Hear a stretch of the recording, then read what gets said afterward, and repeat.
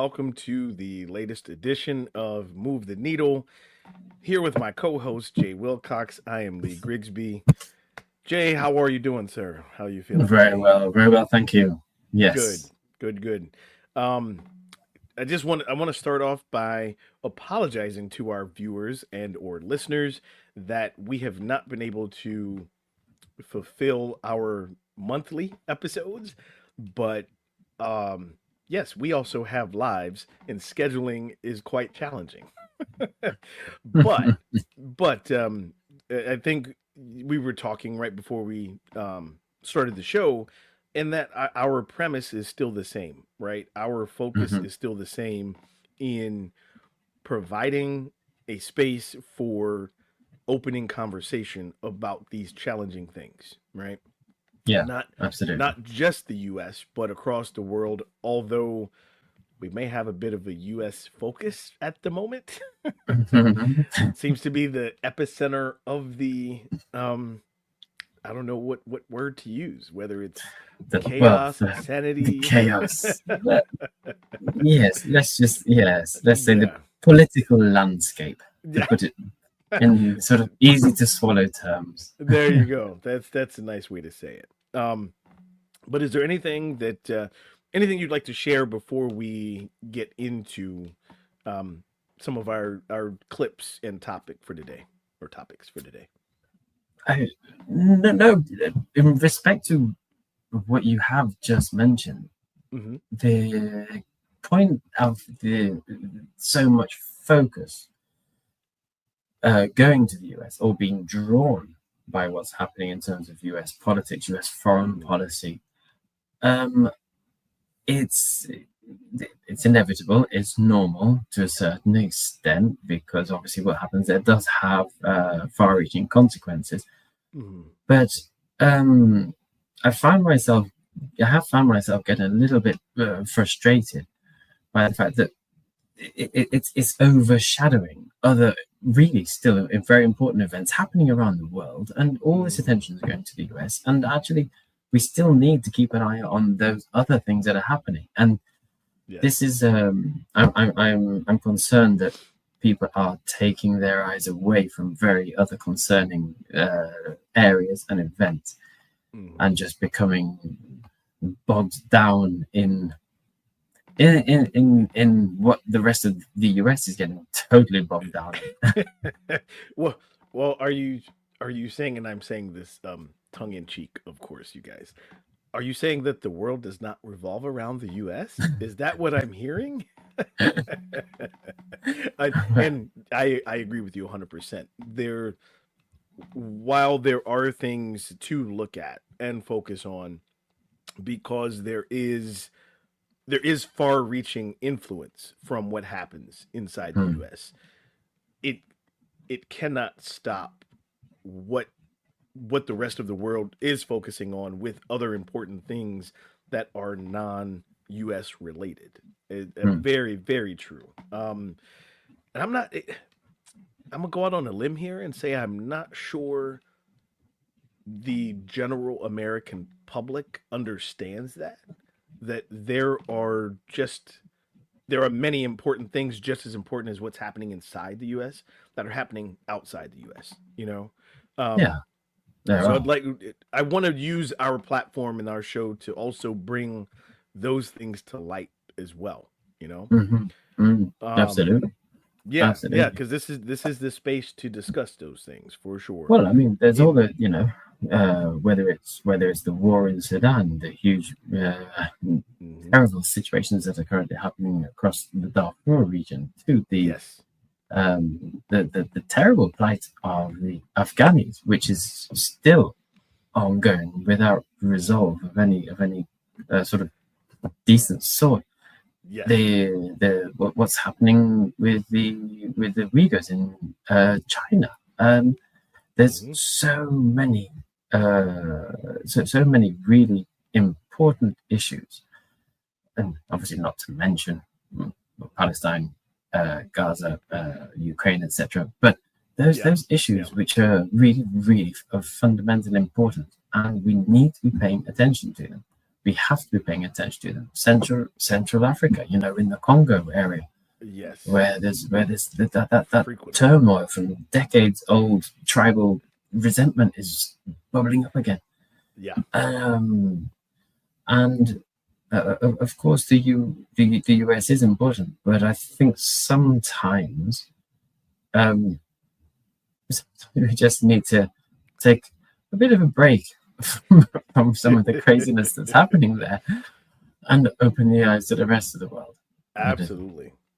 Well, you mentioned what's happening in Central Africa, in the Congo region.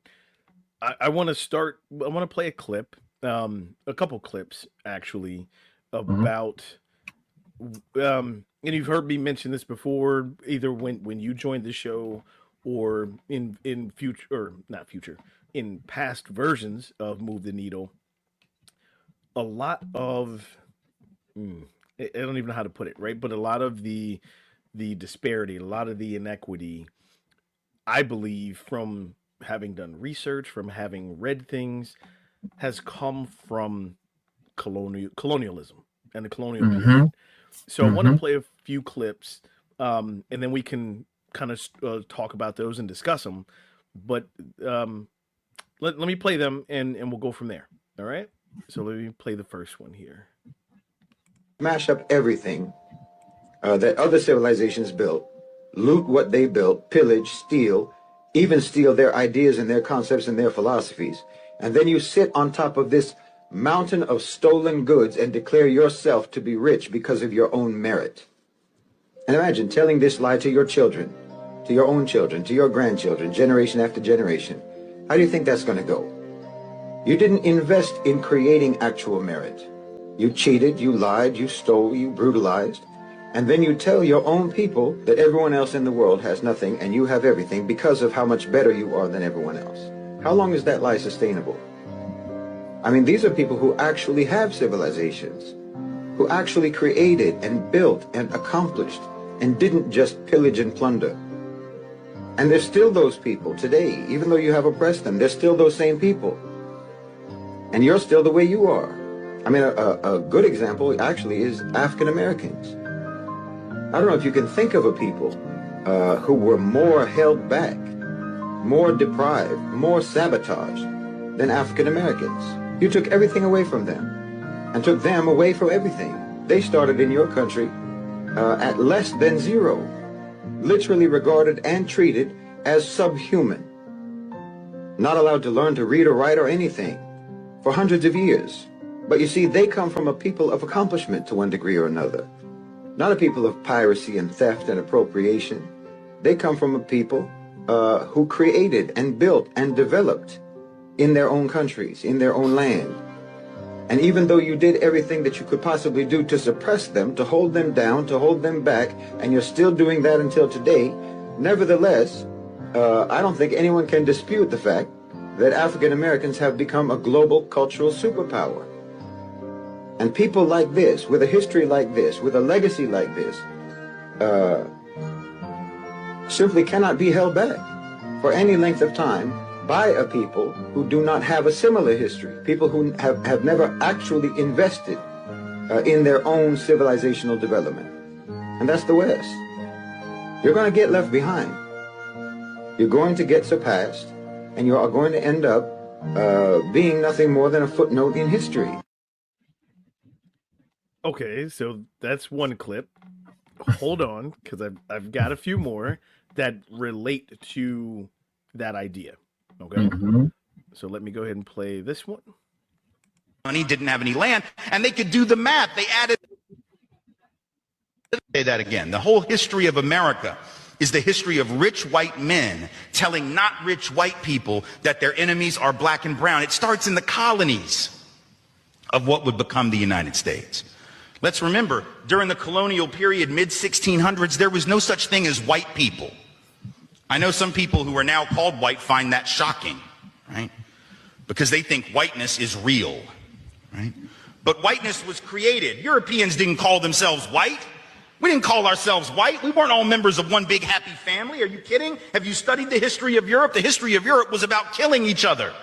That's what we did in Europe. We just killed each other before we figured out there were other people to kill. We just killed each other, right? I mean, that was the history of Europe. The English hated the Irish, right?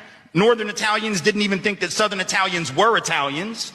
The Germans hated everybody, and everybody hated their ass right back, right? There was no team called white, no race called white, but all of a sudden, in the middle of the 1600s, there was. Why? Why was it suddenly necessary to create this thing called the white race? Well, because rich people can count, that's why.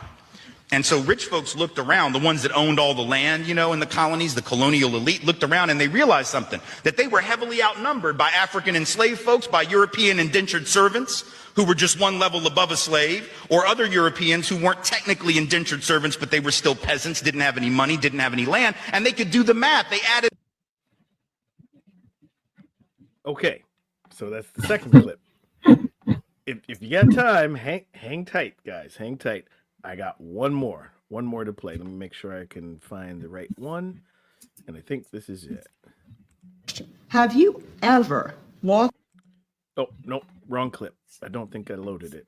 But I wanted to use those clips to illustrate colonialism, right? And so I've started finding a trend. And it's not even about well, yes, on the surface, it's the color of one's skin, right? Or the difference in how we look. But it goes deeper than that. And it really comes down to, and you heard it in his clip, rich. So it's the color of money, right? If you follow the money, you can, and I've coined that term. I mean, I haven't coined that term, but if you follow the money, that's how you follow what happens historically, right? The elite or the rich in different periods of time, that means landowner, or in these days and times, the billionaires, right? If you follow the money, that's who's trying to maintain their seat at the table. They're trying to maintain their, whether it's perceived or real, their status in society. Okay. That makes sense. Where's that coming into the color question? Well, so I think that's part of the game of the elite.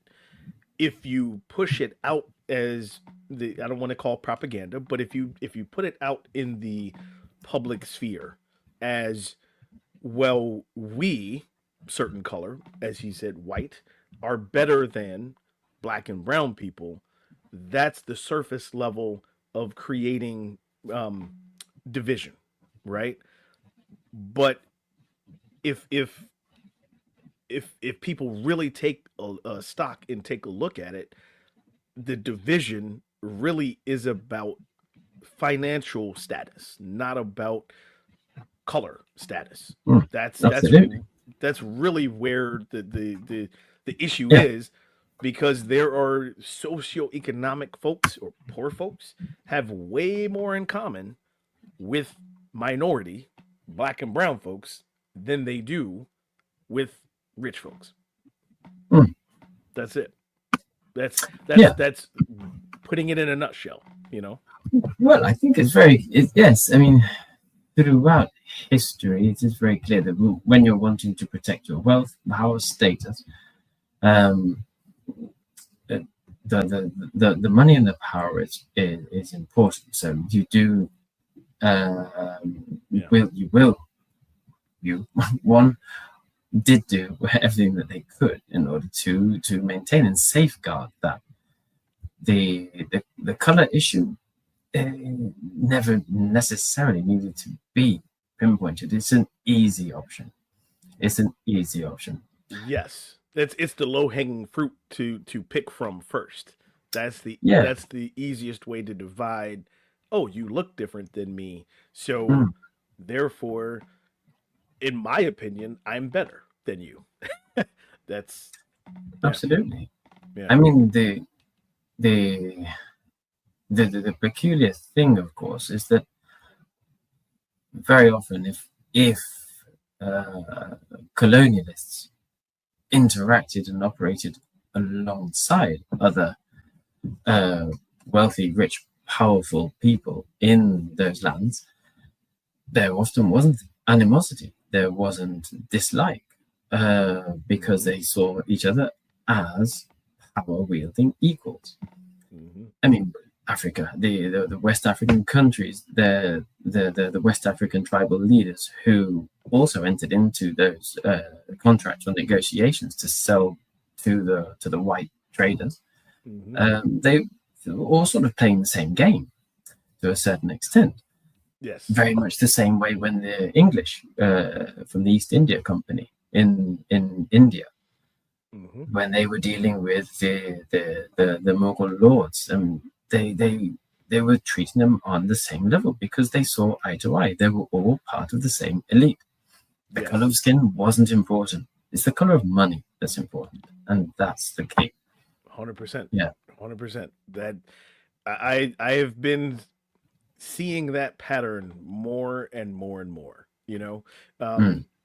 Yeah, it's like you said, it's the easiest thing to grab, to look at, to divide, because how Yeah. do you maintain your supremacy? Well, you divide and conquer, right?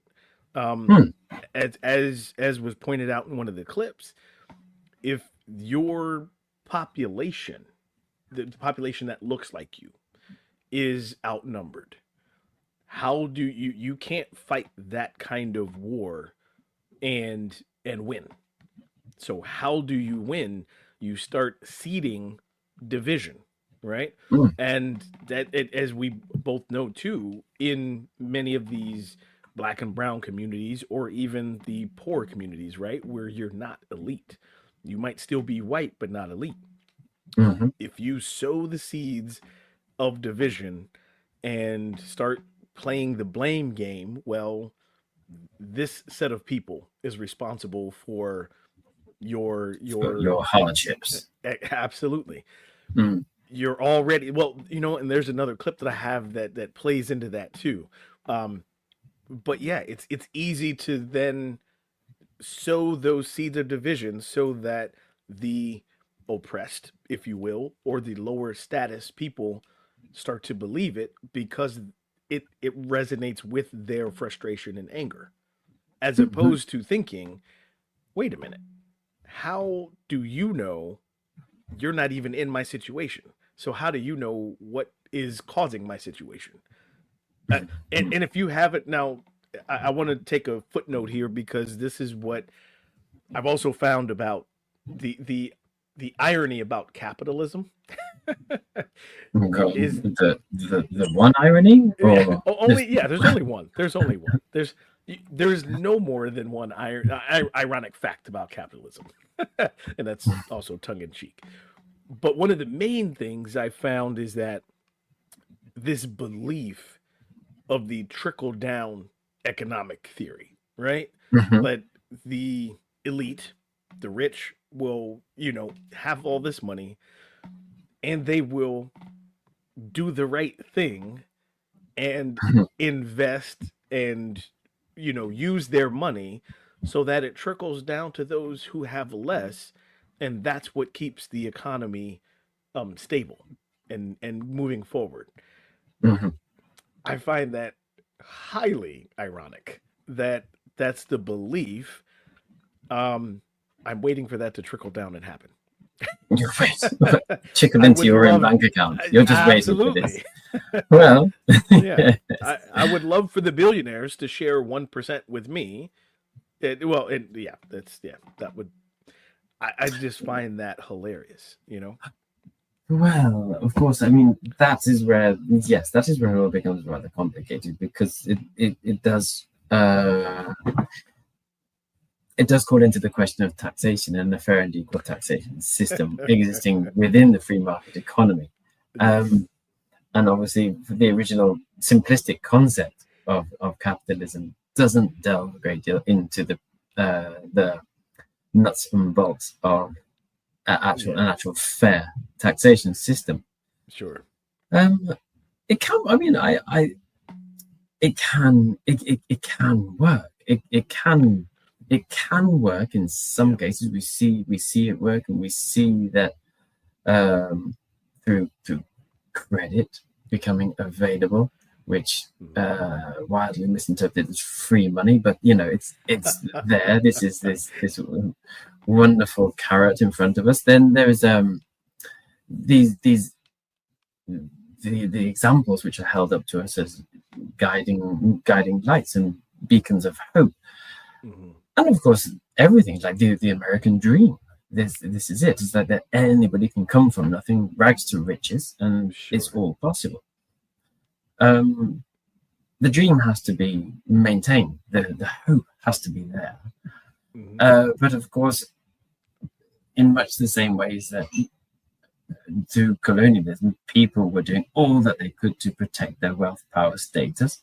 Yeah.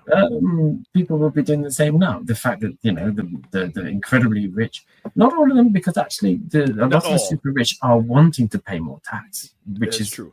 That is true. admirable and very, very, very welcome. Mhm.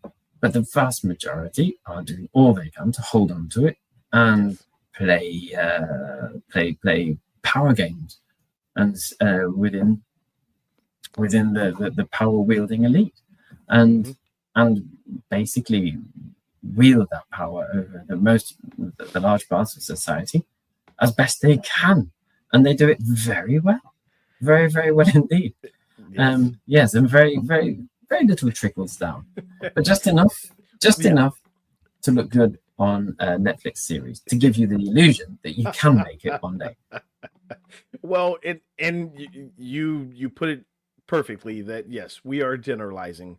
This is not every person, Mhm. but like you said, the vast majority is what we're speaking about. Since we're talking, we brought up the economic portion. Before I play this next clip, I do want to say that I think in theory, yes, capitalism at its core, there's nothing wrong with it. But just Mhm. like any type of theoretical idea, whether it's politics, whether it's religion, Mhm. economics, in Mhm. theory, they are Mhm. good and they work. It's the people that then use them to their advantage, right? For whatever Yes. that advantage is, and Mhm. then change that ideological thing into something different, you know? Yes, Um, absolutely. so I'm gonna play this Absolutely. next clip that will highlight, and this is about the US, but this will highlight the wealth inequity. So here we go with that one. This is what wealth inequality in the United States actually looks like. This grain of rice represents $200,000. That's about the median net worth of a citizen in the United States, which means if you took our population and drew a line split down the middle, about half of us have this much or less. Half of us have this much or less. Just gonna put that down right there, 1 grain of rice. This is $1 million, 5 grains of rice. When most of us think rich, we think of $1 million. This is $100 million. This is about the net worth of CEOs who delay and deny care for sick Americans. This is also about the net worth of CEOs who tell Americans to eat cereal if they can't afford food for their hungry kids. This is $277 million.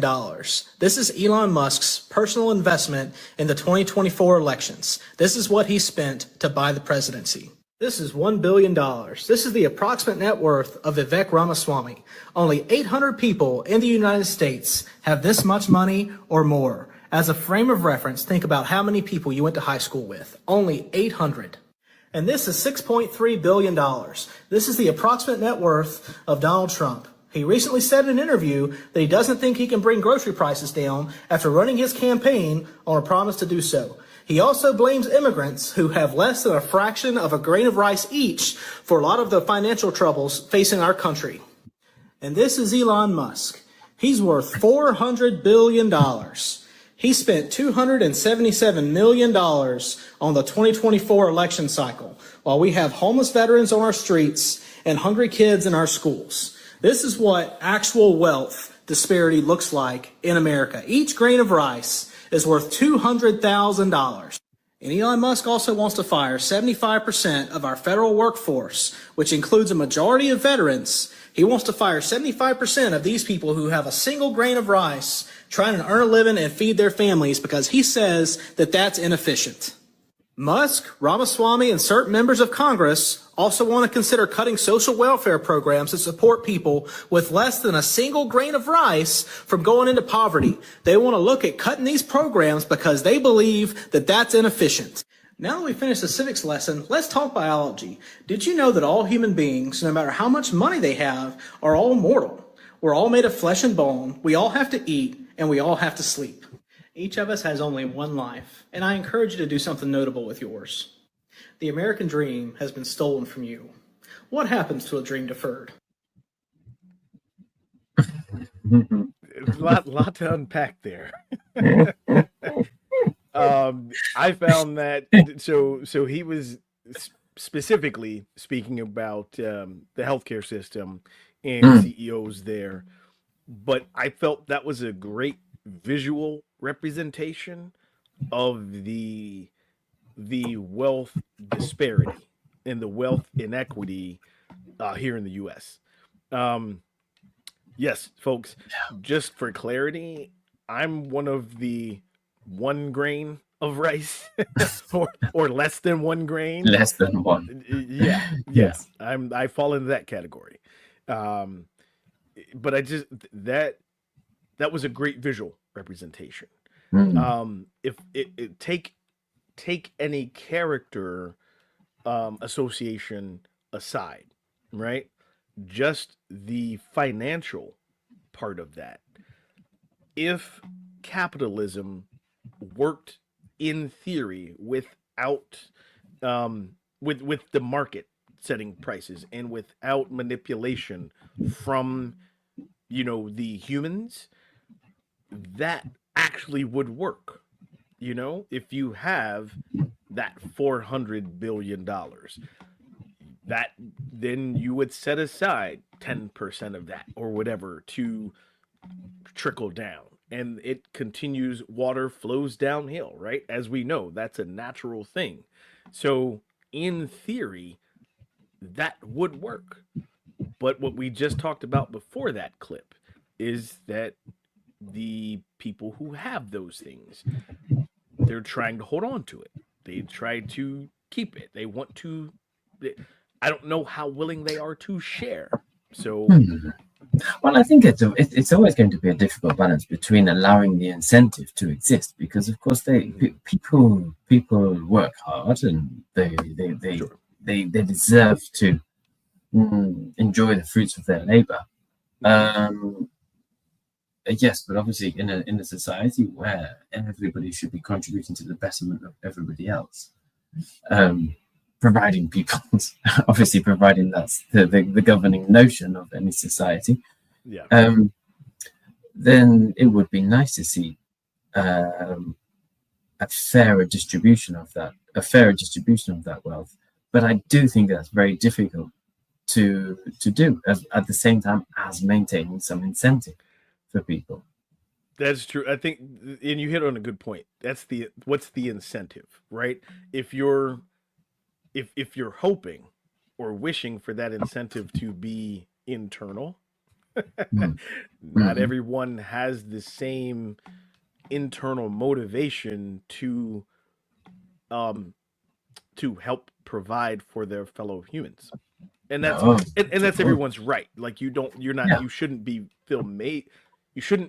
feel to be made to do that, right? That's not necessarily something. But then if you're talking about society, yes, a fairer representation of, if you make X, then your contribution to society where you've made X is Y, right? That's kind of how that works. Simplistically, of course. Any other insights or comments you have from any of the videos that we've played so far? No, I like the visualization there. I think that's great to see. I mean, I'm a big favor of a slightly different sort of taxation system. I am a big fan at the same time of creating incentive and encouraging people to generate and create wealth, because I do believe that providing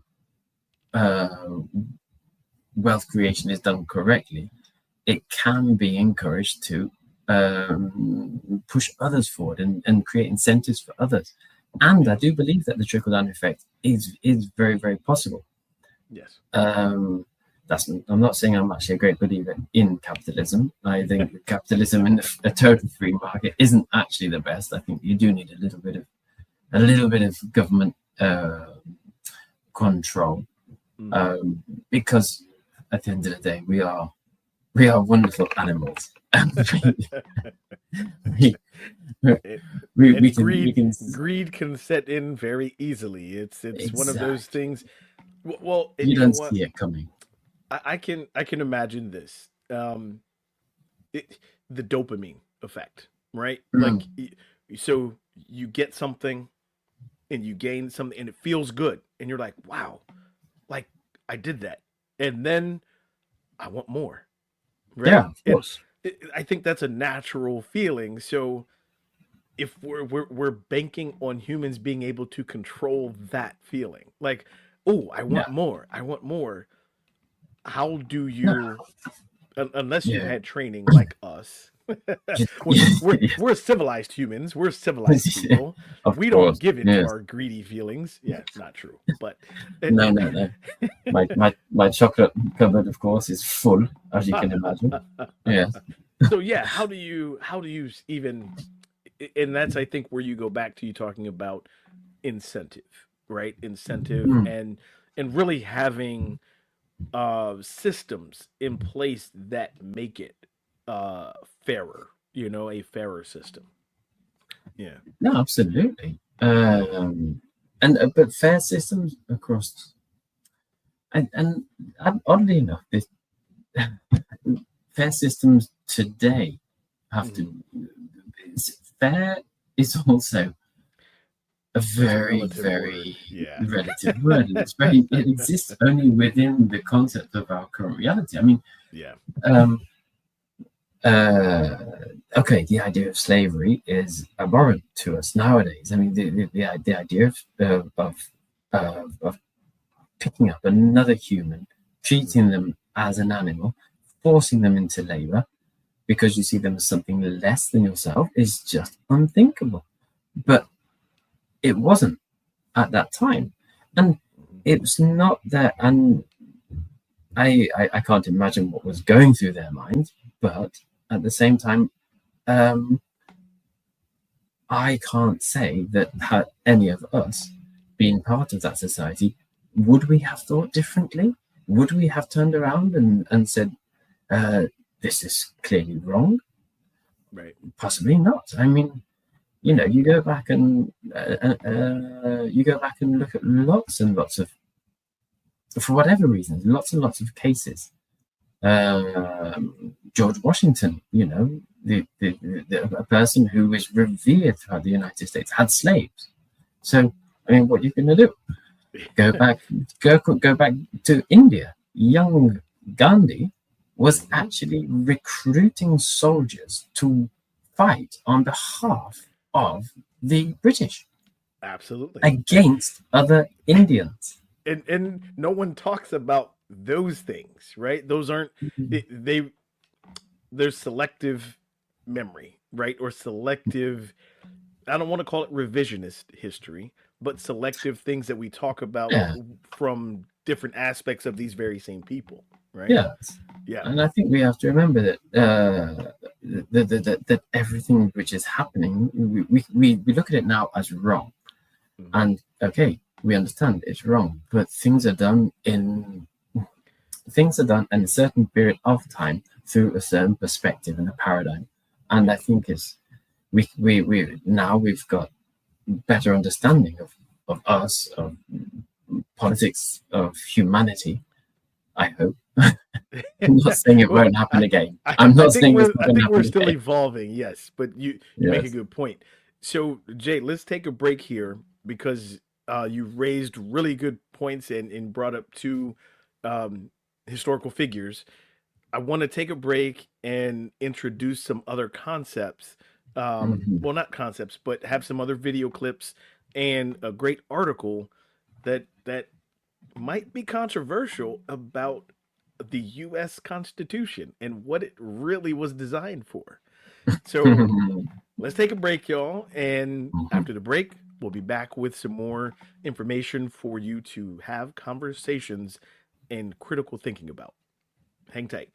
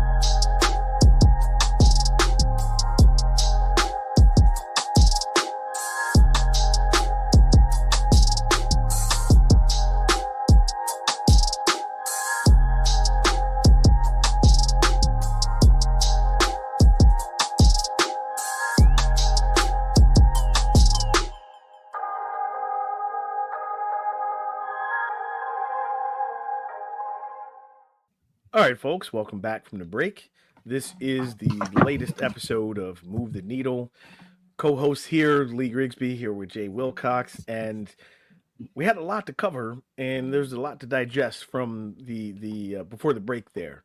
Um, so we were talking in the break there, and I wanted to illustrate something like the talking about the wealth inequity and the wealth disparity, the grains of rice, you guys. That was just eye opening when I saw the clip. And it was eye opening. Hopefully that we shared it, because think about this. And Jay, I was telling you that my family, we are that one grain of rice, but we are comfortable. There's nothing that we're lacking, Mm. nothing that Yeah. we are missing. Probably have excess of quite a bit of stuff that we could get rid of. We're that one grain. So what I think about is I imagine the people that come to this country now, come to the US in this day and time, and do whatever it is, whether it's, picking the produce out in the farms, or, any type of service industry where they're, part of the cleaning crews, anything that they're doing, and where they've come from, they're making a better living for themselves by doing those things than wherever they left. Hmm. And that is eye opening, right? That And given they're the prepared to take the construct, risks associated with that journey. yes, that's what was eye opening Hmm. for me about that visual with the rice. That was pretty eye opening. Yeah. Got a few more clips that I'd like to share and play. Um, so we talked about slavery, and I'll just play the clips because then we'll talk about it, and that really plays a part in what I want to bring up next. So I don't even know which one to play. I'll start with this. first are on stolen land. Let's just acknowledge that. 100%. Right? And then we have stolen people who helped build the backbone of this nation. But there still hasn't been an honest conversation with honest responsibility taken about who we are as Americans, not individuals, but as a nation, as a culture, what it was built and predicated upon.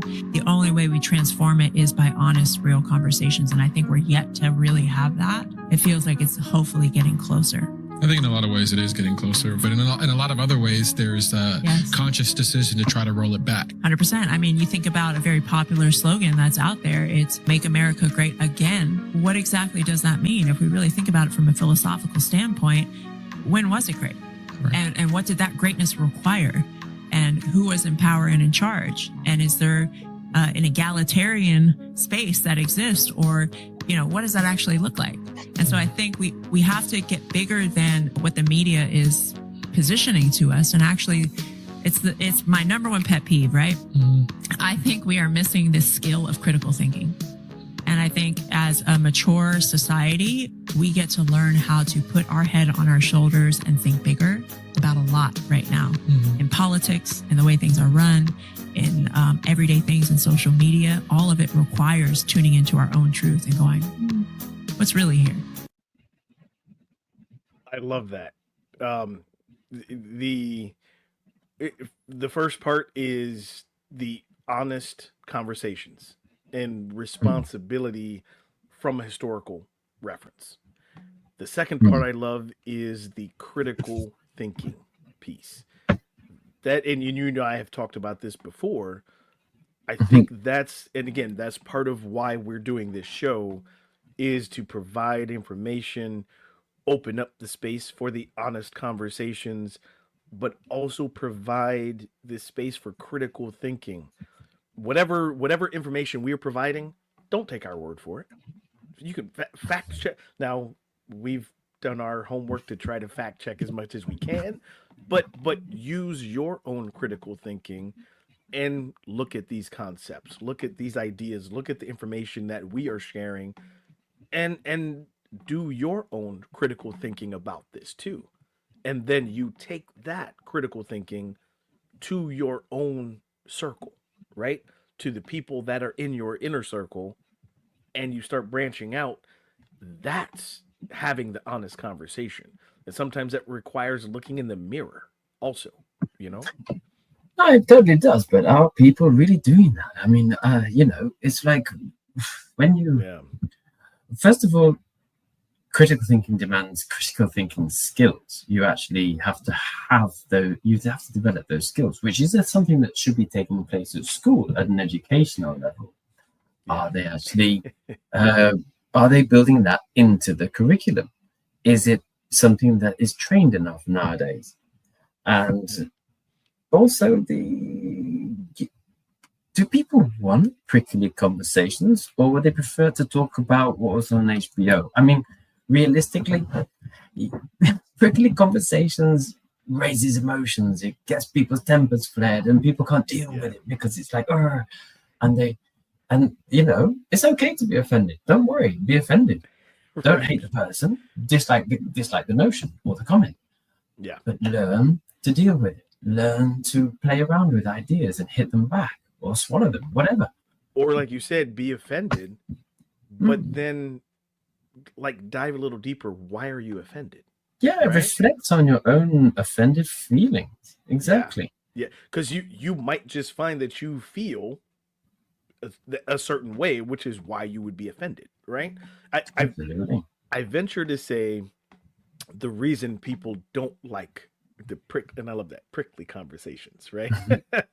The reason they don't is because it will challenge your core beliefs, and no one wants to be wrong. I've learned over a few years now that there are times when I'm wrong. It's not often. I'm kidding. But when I am, I have to examine, well, wait a minute. How did I get there? Why am I wrong? And then maybe I reflect on, okay, so if I was wrong, was I willingly wrong? Or was it Mhm. something that I had no idea about? But it's uncomfortable for people to be wrong. No one likes to be wrong. Therefore, they don't want to have the prickly conversation that's Mm. going to make them look at, ooh, do I really feel that way? And the Mhm. fact that I'm not doing anything about it because it's not on my doorstep, I'm just avoiding it because it's Yeah, easy. Yeah. yeah, exactly. Because it's easy, and because um, even if it's not it might not actually sometimes be a question of right or wrong, just a question of uh, bringing into doubt what they understand about the universe, the world, the reality, Yeah. and then they have to question their own version of reality, and that's uncomfortable for people. Absolutely. Um, just but it's a good thing. I mean, I actually think it's the best thing for people to do, but it's understandable that it does create discomfort. Discomfort. There's always discomfort from when you're pushed out of what you know. Mhm. At the same time, um, if you just go back to sort of that conversation Oh, sure. and the conversation on the clip, Yep. talking about this being pushed out of what you're comfortable with, and there's prickly conversations. I'm curious to ask you, it like in the clip she talks about this, um, the premise of what is United States, what is it to be American, Mhm. and the notion that United States was built on stolen land is stolen land is argue we can argue about that, built with stolen labor by stolen people. Mm, we can understand where she's going, and I get the point, Yep. even if I might have a few questions in there myself. But the general notion is good. Yeah. Then, do you think, from your circles, your family, your reading, your knowledge of the US, is there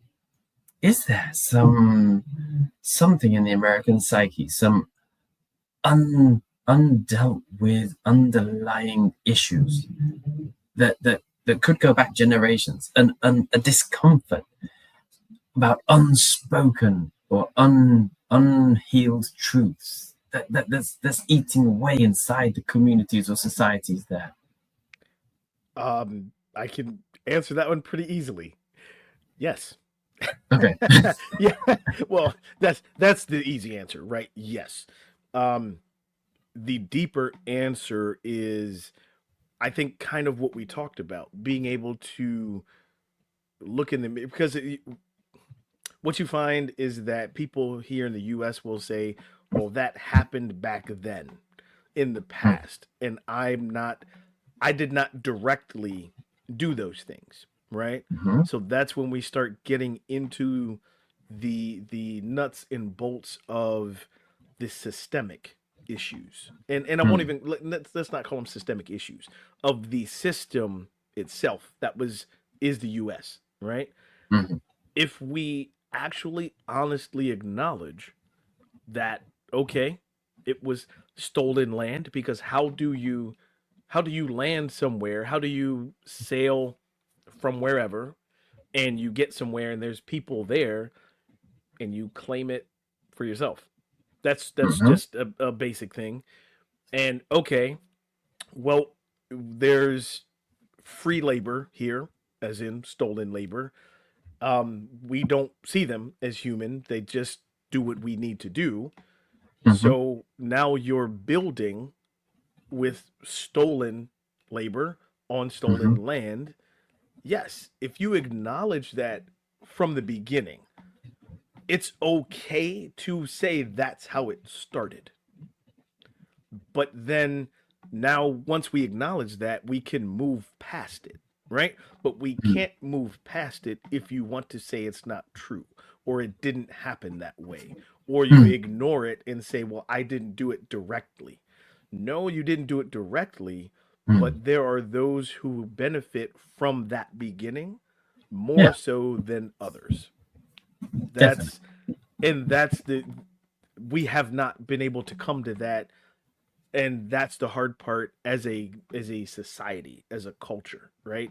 You get people who will always push back. Nope, didn't happen. And you can present. I've learned this too. You can present as much information that's factual as much as you want. People are going to believe what they want to believe, and the hard part is getting it. Not everyone's going to come to a place where, oh my gosh, I benefited from white privilege, or I benefited from economic privilege, right? Because what happens is they feel guilty, and that's not the goal.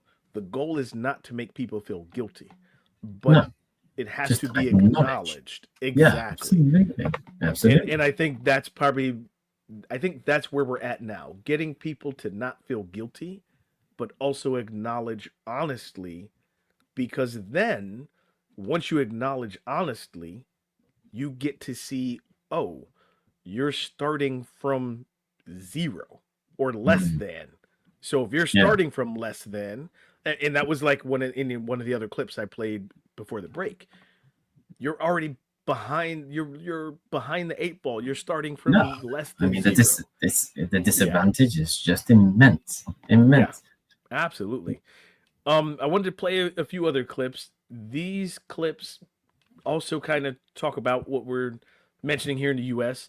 and why representation is important. And I don't think representation, I don't think that's just the U.S. I think that's around the world.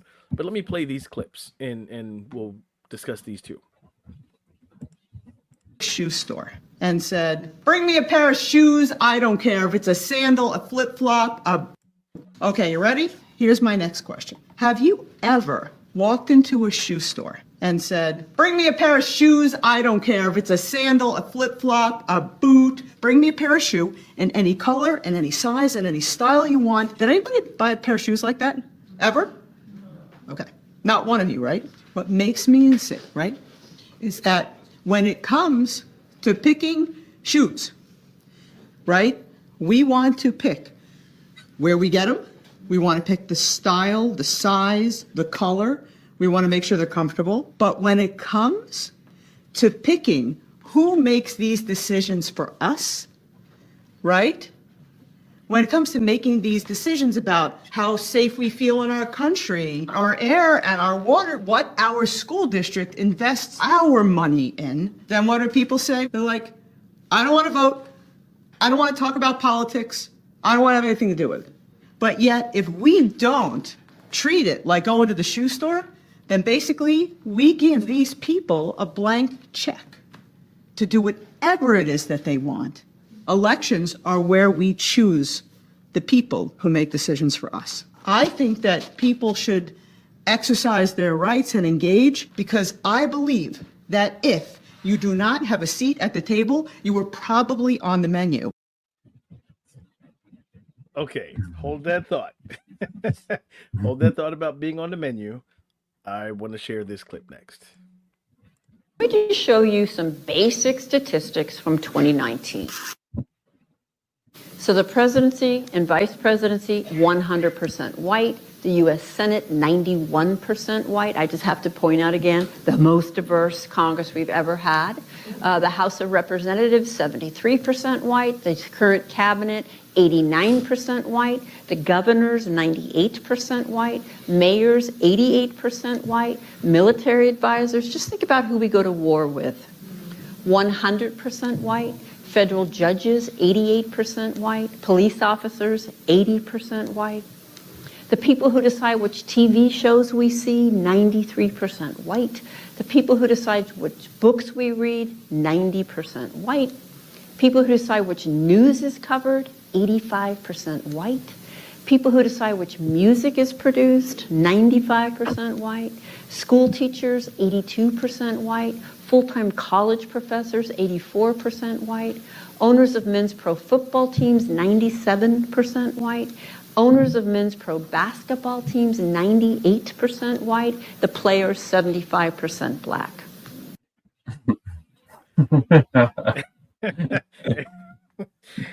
Okay, let's unpack these. This is why it's why representation matters. If the decision makers do not have a frame of reference of the people that they are making decisions for, if they don't resonate, if they don't have again a frame of reference of the experience that the people they're making decisions for, right? If they don't understand any of that or care to know any of that, that's why representation matters. Yeah. You know? I mean, I to be honest, I mean, it is fascinating and a little alarming when you hear those numbers. I would like to know, for example, though, obviously this is that's all US statistics. Yes. I don't actually know what percentage of the US population is non-white, if that makes sense. I do. Wherever you draw the line between non-white, I'm not even sure. It's a bit of I don't have the statistics in front of me, but they're, and this is just a off the top of my head guess from the reading and research that I've done, but I want to say it's 10%. I heard 7 to 10% white. And that's the world. That 7 to 10% of the world population would be considered white, and the other 90% is black and brown or non-white. That was the entire world.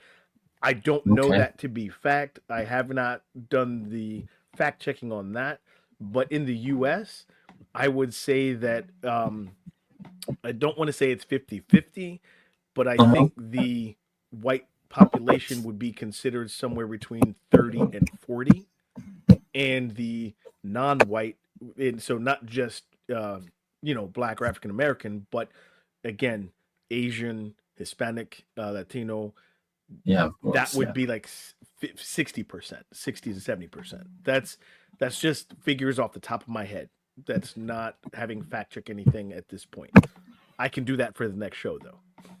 It'd be really interesting to know. It'd be great if it's possible. It is great. It'd be lovely to know those numbers in comparison to that clip. That huge. We've done some of this before. Where remember when we did the show that we were talking about the police force here in the U.S. and and the statistics where yes, it seems that certain crimes are committed more by black people than it was by white people, but when you take into account the actual population, then those percentages either shoot up or shoot down because of the entire population, right?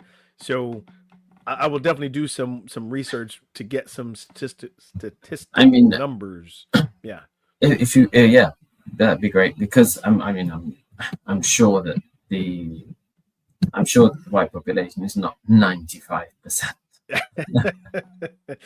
Well, and that's where we've run into the issue of, again, if those are your decision makers, right? That what's the relationship to the people you're making decisions for? I guess and the fascinating thing here, we're talking about the decision makers. Obviously, there's a lot of reference to popular culture. There's a lot of reference, the books, films, etc. Let alone your elected government officials. Yeah. And the fascinating thing there is that these are the people who are creating the narrative. So they're creating a very, very one-sided narrative, which in many cases, unknowingly. I mean, I'm not saying this is some massively manipulated control thing. Sure. It's just that everybody comes from a position, and with the best will in the world, they are talking from a bias, and that's inevitable. Yep. So their statistics are very unnerving, because the narrative, the societal narrative, which is being played out here, is incredibly one-sided, and not representative, which is entirely unfair on the huge swathes of the American population. Well, and as we've mentioned before too, history tends to be told from, and for lack of a better word, the winner, right? So whoever's in power tends to have the narrative of the historical facts. So yes, that's it. If it's going to be one-sided, there's a certain side that history will sound like, and yeah. And I'm just thinking back to that the clip with the conversation there, because the woman in the clip was talking about the need for this acknowledgement and to address the historical inequalities that have run down through generations and that have formed the basis of the creation of the nation in many ways. And that needs to be addressed. But of course, with such a narrative being played by such a dominant class, that's going to make that very, very difficult. That you're peeling back and allowing that conversation to take place is going to be rather an uphill struggle whilst you've got such a dominant part of the society who isn't aware or is seeing the history and reality through a very different lens. You nailed it. I was I saw that unfolding as you were talking about it. You can't acknowledge it if you're the one telling the story and making the decision. Or so if you're unaware of it, that's one thing. If you're aware of it, do you really want to acknowledge it? if it's not in your favor, yes, exactly. There you go. If it's not in your favor, right? Got a few more things to share, and I think these tie into again what we're talking about, right? So let me share this clip, and then I have some slides to share also. Why are books being banned? Well, Frederick Douglass once said that once you learn to read, you will be forever free, meaning that the ability to read opens up a world of knowledge and understanding, allowing you to make informed decisions to navigate your life with greater autonomy, so you are less dependent upon others for information. And that, my friends, is one of the reasons why books are being banned. So aside from his smirk at the end, yes. Reading, there was a campaign in the US for many years why reading was called fundamental, right? And they tried to make it fun, but it's so true. And this goes to anything that we talk about here on this show. Most of it is public record, right? It can be found. Sometimes it takes some digging, but if you read things for yourself instead of being fed information or being fed bylines and headlines, clickbait, those kind of things. And even if you're reading something that you don't agree with, you can research to find the opposing opinions so that you can make your own judgment on these things. That's why reading is so important and finding the information for yourself.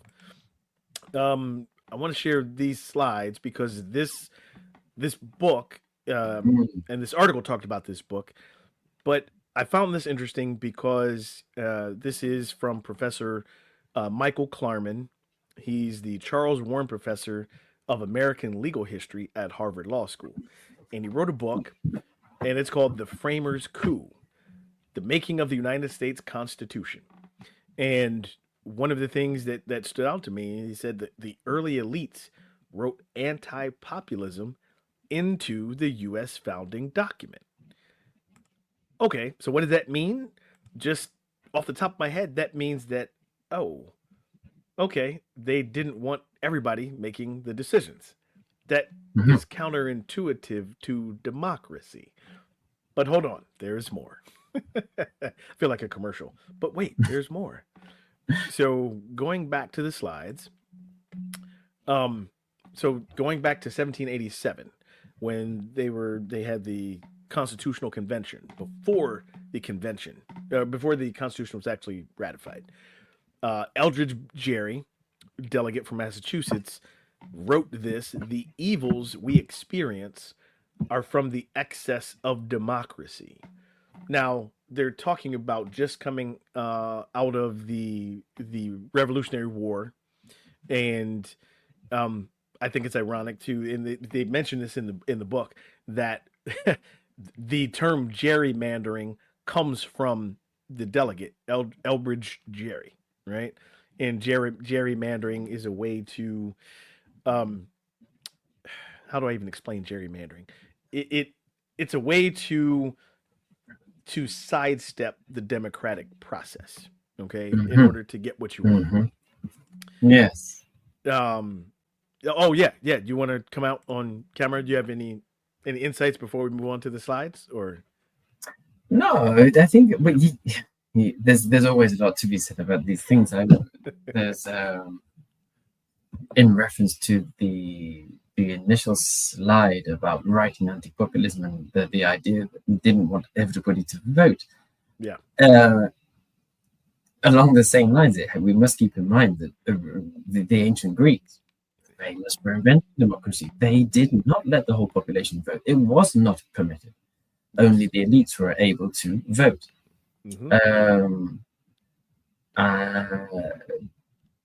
I have got some of my own personal views, but there are many views about this nowadays, of whether or not the vote should be freely given. You know?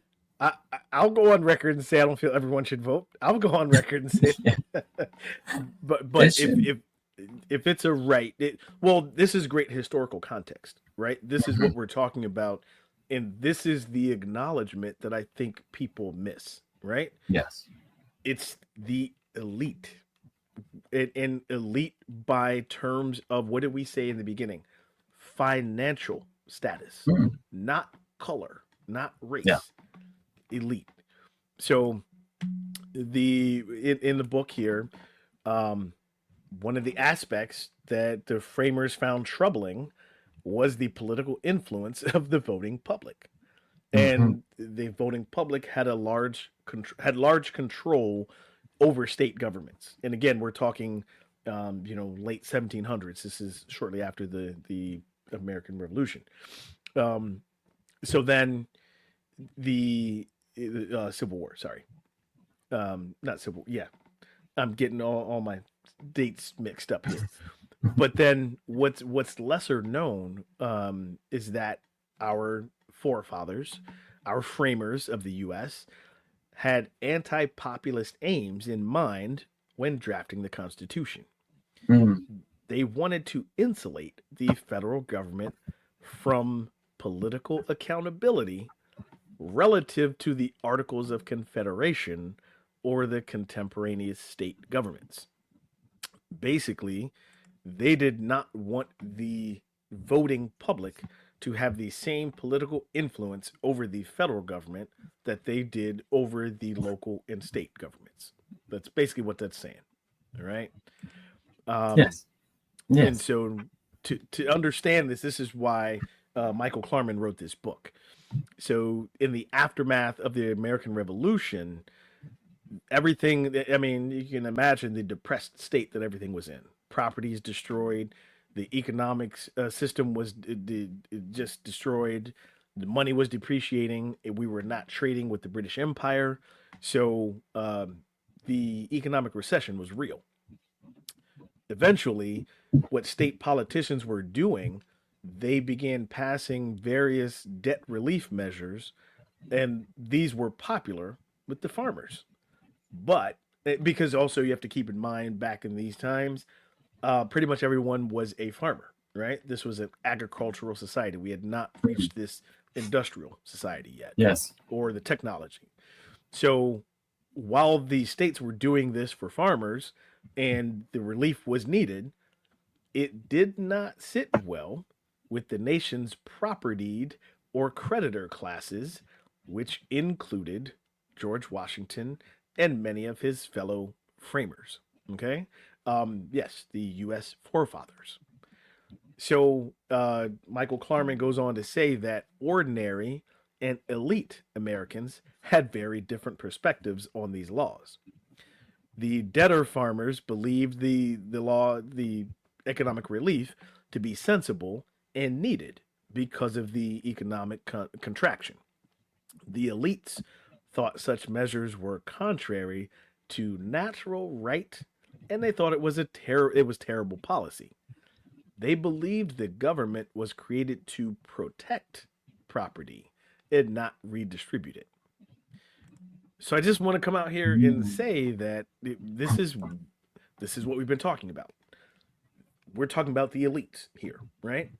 So if we go rewind a little bit, go back before the American Revolution, and what was the reason that people came from the British Empire and wanted to find new place?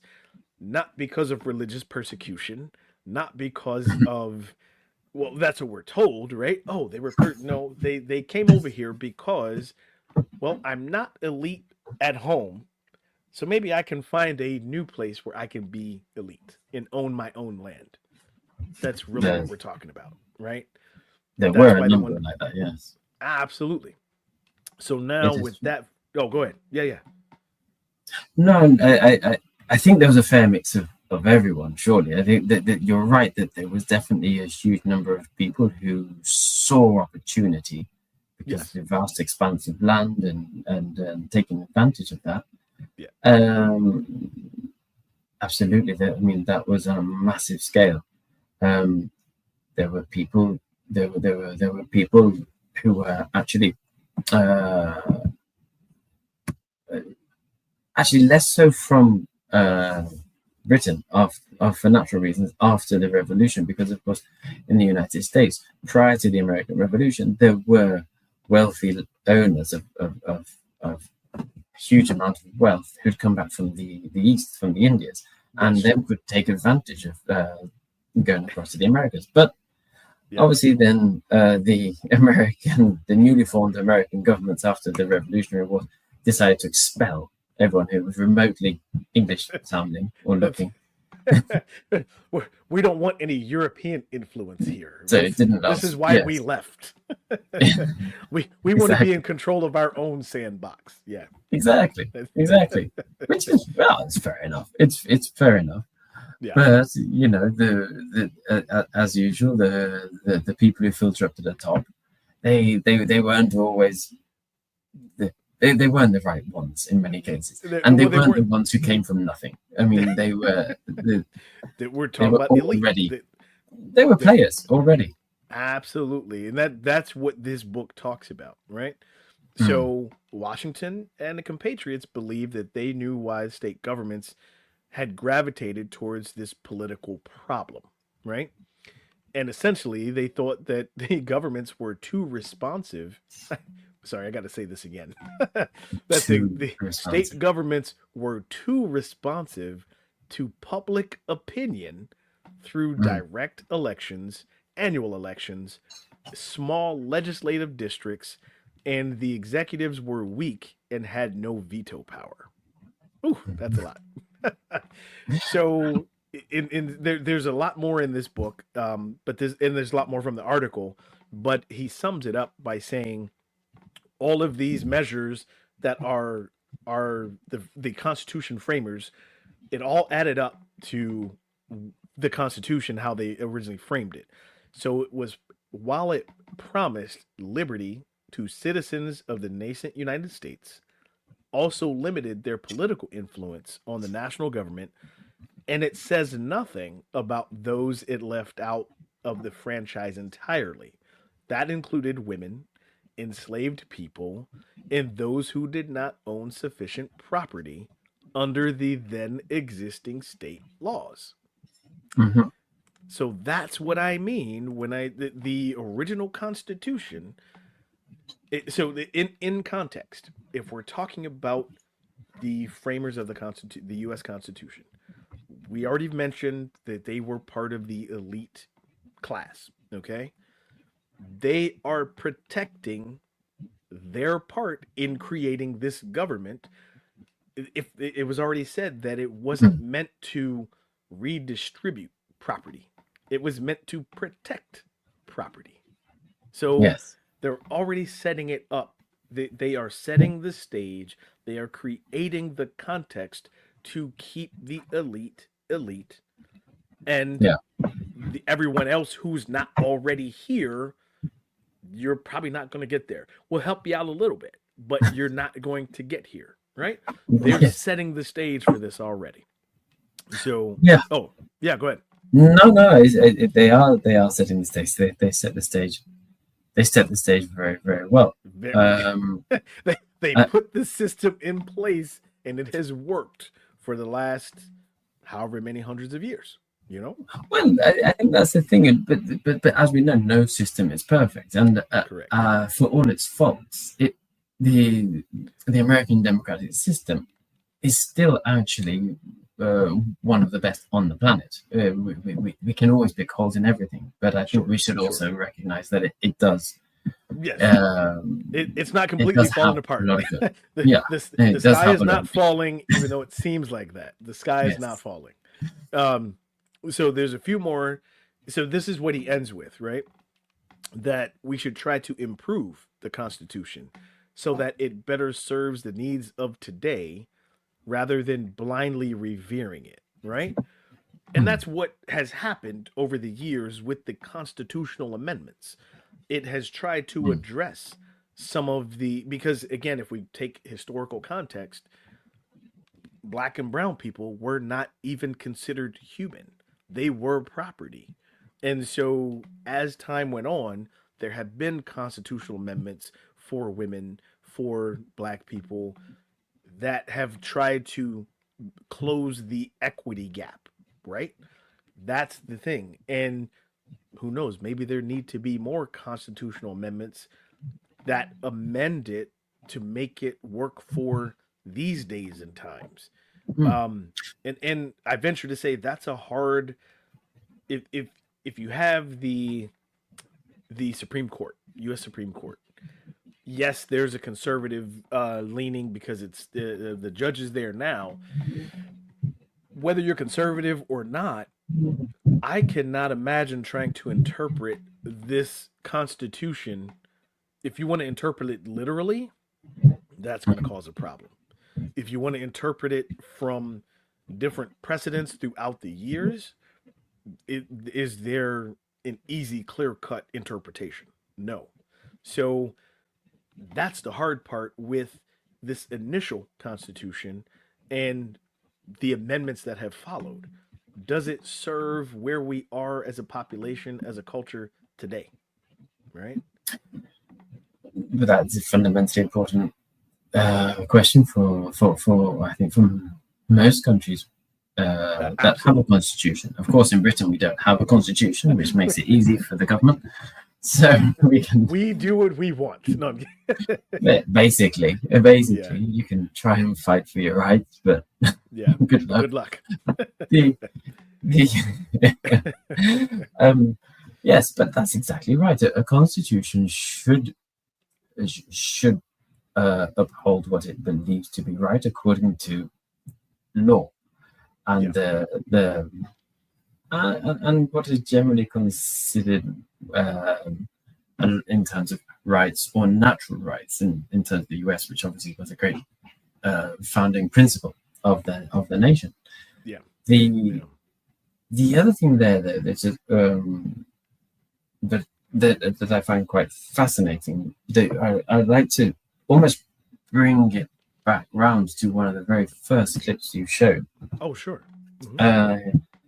Because you're talking about the nation, building the nation, creating the nation, establishing a nation, and the transformation of the binding document for that nation, and that there should be some natural evolution inside that. One of the first videos which was shown was with a gentleman talking about Western nations through history sort of pillaging and plundering other nations and bringing it back and assuming great wealth as a result of that. Simply speaking, yes, there's truth in that. It kind of overlooked the fact that still in a lot of Western nations there's been immense civil society growth, and knowledge of law, order, philosophy, which we kind of didn't pay attention to, and that is a very important part of Western development. Yeah. And you see, even in terms of US, I think I agree with what that video was saying, but the man was saying that we haven't, or the West hasn't built anything; they've just plundered from others, and there's an element of truth there. But I don't see that as the whole truth, because I actually think that the West, I mean, if we go back to America, I think it's built a lot. I think the technological advances, the legal advances, although sometimes they've gone from too much of an extreme, but they've explored it. They've pushed boundaries. There's been huge societal problems which have opened up other important conversations about how we live and coexist in groups and societies as people. Yeah. The notion of business and trade has just exploded and grown beyond all proportions that we could have previously imagined. The US has contributed in those ways. It's a different type of contribution, maybe to the understanding of, if you're looking at ancient religions or ancient societal foundations or languages, or but nonetheless, there have been advances in growth. And we could say, yes, it's on the back of exploitation of others. But then so was the Greek, so was the Roman Empire, so was the Egyptian. I'm not forgiving. I think that's what his clip was getting at. Absolutely. And then if we can sort of pull that further forward a little bit, I want to ask you that, sure, if the US nation, if the American people could address their history, if they could address their history related to their present, transform the binding document of the Constitution to reflect where you've come from, where you are now, in a positive, in a real way. Yeah. Do you think that what kind of effect do you think that would have on the mentality, on the nation of the United Nations, the United States citizens? I believe that it would be the inequity gap would actually close. I believe being able to do that, being able to acknowledge that and move forward. I don't want to call it revise, but amend the Constitution to reflect, and it may not be maybe 1-2 amendments, who knows. But I think it would start to close this gap of the haves and the have-nots. And I think it would provide more than a two-party system, political system. I think it would provide a bit more choice, but a bit more, this is going to be radical, socialist type policies, so that you take care of your society, but also balance it with, you are still able to do what you want to do within a construct. But the gap closes between the haves and the have-nots. That's what I see this being able to do. Okay. My lifetime, not sure. Yeah, maybe a bit utopic. Nice idea. Yeah. and that might be some rose-colored glasses, right? Maybe that's my wish. Maybe that's what I want to happen. Yeah. But I think that's what can happen if you're looking at it from an equitable position, right? Yeah. I really do. Well, and that again, would be spectacular. That's why we're doing this show. to open up those ideas and those conversations, right? If Mm. that, if across the board, if that's something that we can agree on as people, right? I Yeah. would love to see the economic gap close. I would love Yeah. to see Yeah. the opportunity gap close, right? If that's something that we can agree on, then it is possible to make that happen from a legal standpoint so that discrimination becomes less, you know? Yeah. In Absolutely. many ways, not Wow, just that would be. skin color. Imagine. It would be Yeah, spectacular if that could come to pass. It would be spectacular. absolutely. The question is how. How do Yeah. we get that to happen? How do we encourage that to come about? Yeah. Well, we encourage that. There was one clip I'm going to play, but I'm going to save that Come for on. the next show. Or Uh-huh. play it No, now. let's, if you think it's better for the next show, let's put it on the next show. Let's Yes. go ahead and play it. All right. Okay. Hold on. Without boots on the ground. Here we go. Here is how to tear a country apart without boots on the ground. Here we go. Okay, first you choose a nemesis. Let's choose the United States, just for example. First, we're going to create disinformation, and that's if you have time and money. These are going to be time and money people. All right, we're going to make up news. We're going to Photoshop memes. We're going to create false narratives, and we're going to flat out lie. All right, next, we are going to befriend those who will do this, disseminate disinformation. And let's look at that. We are going to pay legislators, lawmakers, and influencers to peddle disinformation. And by the way, we can use PACs to hide that money so they'll never know what foreign adversary it came from. We will buy a social media platform, push free speech, but only our own, and we will clamp down on opposition and spread disinformation via tweets. It'll spread like wildfire. All right, next, we will create TV networks devoted to indoctrination.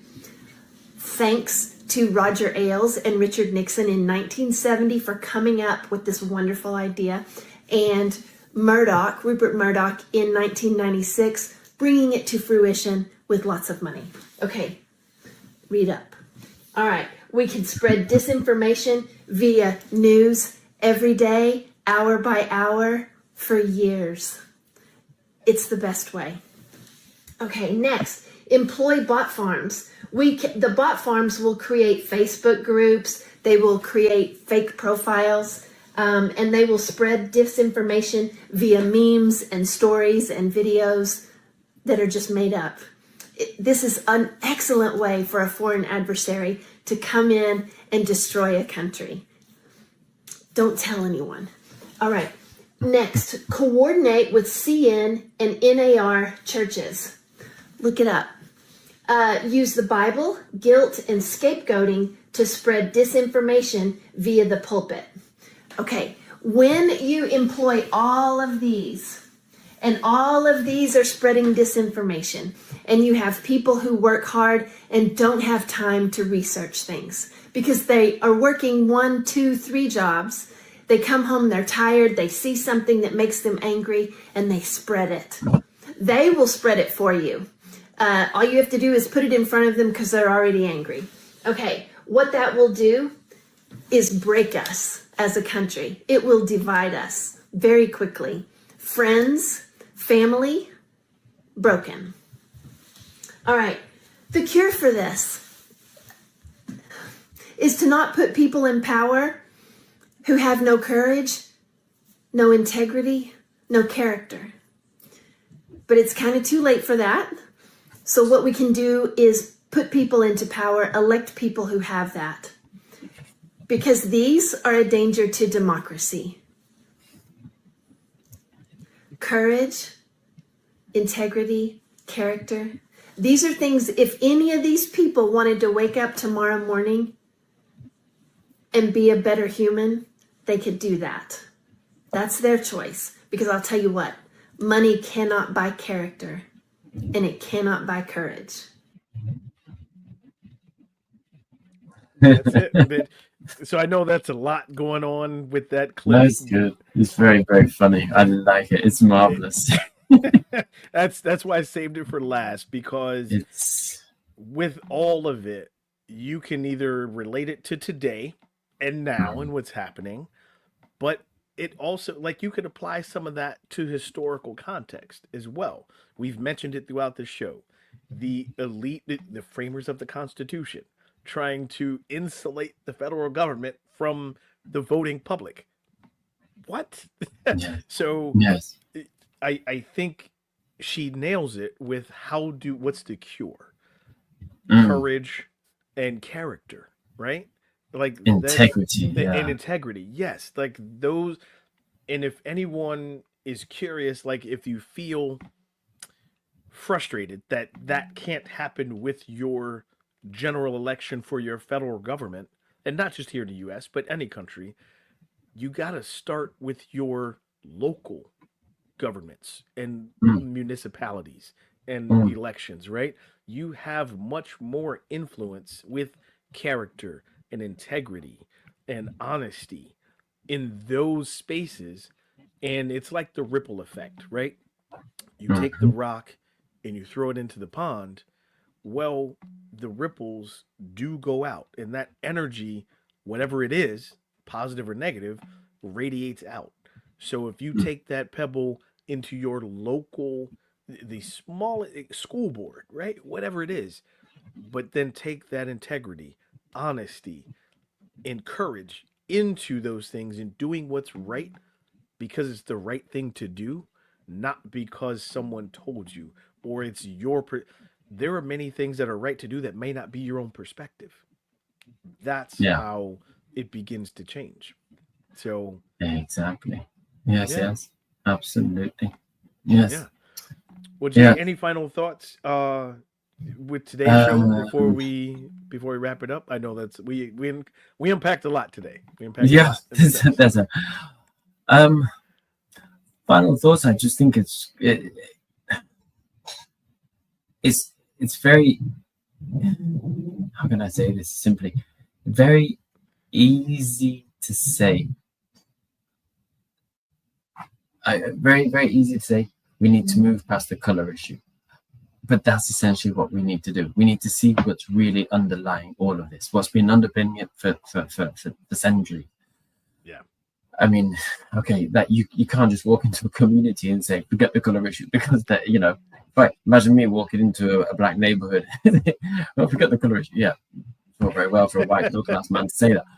But if we possibly could rise above that, see through that veneer of reality and actually break it down, it'd be wonderful. It's difficult so many things going through, so many things that we've discussed today. We need to get on to the next one and keep on going and break it down more. Still keep on coming back to the importance of education, getting in there from an early age, teaching people to have those conversations, not be afraid of feeling offended. And just because you feel offended, it doesn't mean you have to lash out and be violent. It doesn't mean you're wrong just because you're offended. Yeah. Exactly. Doesn't mean you're wrong. Be offended, deal with it, accept it, look at it, reflect on it, and learn from history. And let's just keep on going with this. Learn from history and critical thinking. Absolutely. 100%. 100%. Yes. Well, you can find us on Spotify right down there, right? Do a search on Spotify for the Live All Good podcast and then find the Move the Needle episodes. And you can go to our YouTube page. This is where you'll find all the episodes as well. And if you like and subscribe, you will get the notifications for any new content that happens and comes your way. Until next time, Lee and Jay for Move the Needle, and keep critically thinking, folks. Please. Yes. Please do. All right. We'll see you next time. Bye.